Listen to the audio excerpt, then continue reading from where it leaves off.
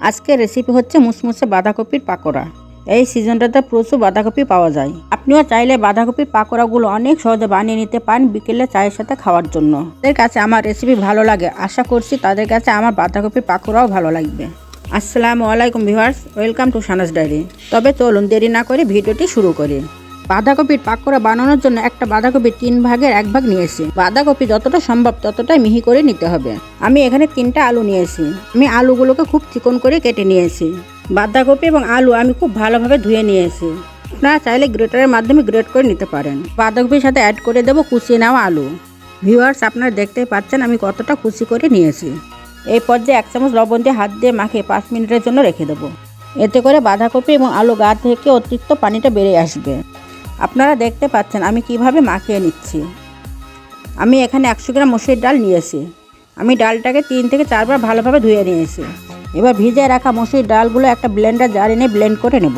এই পর্যায়ে আমি সামান্য পানি অ্যাড করেছি। মসুরির ডালগুলো আমি 1 ঘন্টার জন্য ভিজিয়ে রেখেছিলাম।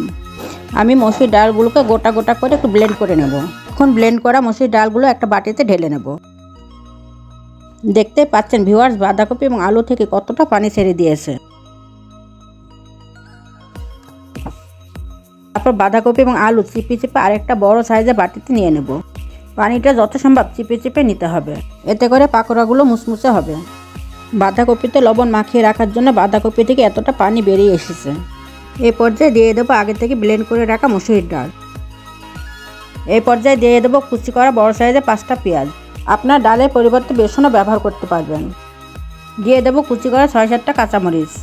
এবার দিয়ে দেবো কুচিয়ে নেওয়া ধনিয়া পাতা।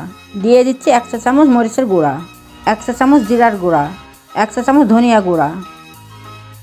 এবার দিয়ে দেবো 1 চা চামচ লবণ। ঝালের পরিমাণটা আপনারা কম বা বেশি করে নিতে পারেন। সব উপকরণগুলো দেওয়ার পর হাতের সাহায্যে ভালোভাবে মাখিয়ে নেব। এই পর্যায়ে দিয়ে দেবো 2.5 টেবিল চামচ চালের গুঁড়া। চালের গুঁড়া দেওয়ার পর আমি আবার হাতের সাহায্যে ভালোভাবে মাখিয়ে নেব। আপনার চালের গুঁড়া পরিবর্তে প্যাকেট আটাও ব্যবহার করতে পারেন। এবার চুলায় একটা প্যান বসিয়ে তাতে পরিমাণ মতো তেল দিয়ে দেবো। তেলটা আমি বেশি গরম করে নেব না। এবার একটা সাইড থেকে পাকোড়ার মতো বানিয়ে গরম তেলের উপর ছেড়ে দিচ্ছি।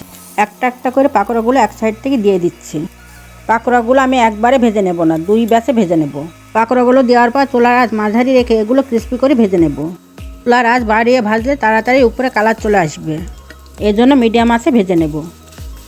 যখন কালার চেঞ্জ হয়ে যাবে আর দেখতে অনেকটা লাল হয়ে যাবে, এই পর্যায়ে তেল বাড়িয়ে যখন এক পাশ কালার চেঞ্জ হয়ে যাবে তখন আমি আরেক পাশ উল্টিয়ে দেব।